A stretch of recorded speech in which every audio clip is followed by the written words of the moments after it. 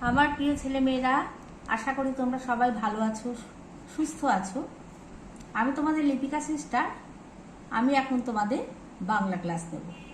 তোমরা সবাই জানো যে অতিরিক্ত গরমের জন্য আর সরকারি নির্দেশে আমাদের 22 তারিখ থেকে গরমের ছুটি ঘোষণা করা হয়েছে। তাই এখন আমরা ঘরে বসেই একটু পড়াশোনা করব।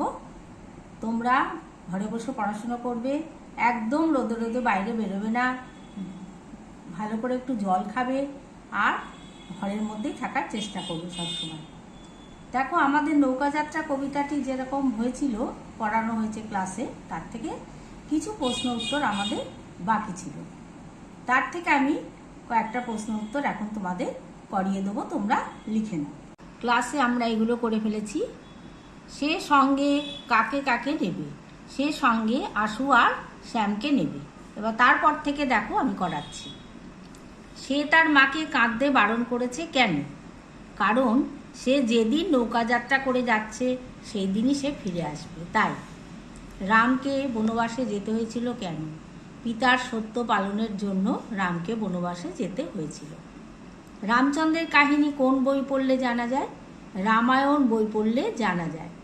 রাজপুত্র সোনা মানিকের কথা কোন ধরনের বইয়ে থাকে? রূপকথার বইয়ে থাকে। শিশুটি কি কি নিয়ে যাবে? শিশুটি নৌকা ভরা সোনা মানিক নিয়ে যাবে।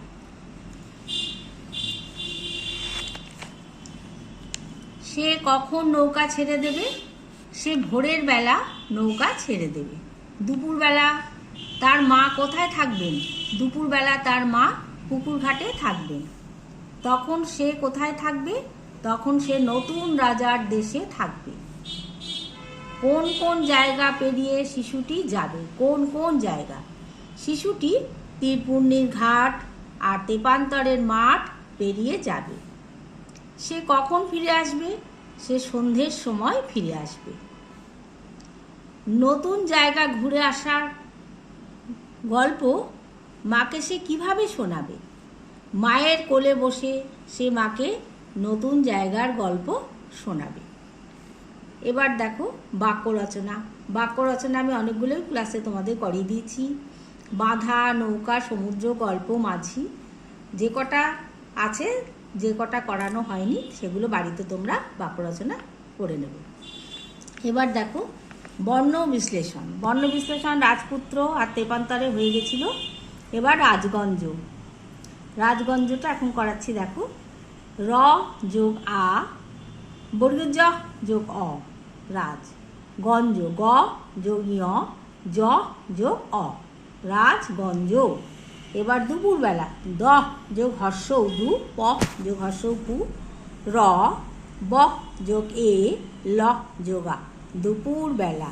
পুকুর ঘাট, প যোগ হর্ষ, ক যোগ হর্ষ র, পুকুর, ঘ যোগ আ যোগ ট, টয় হসন্ত, পুকুর ঘাট।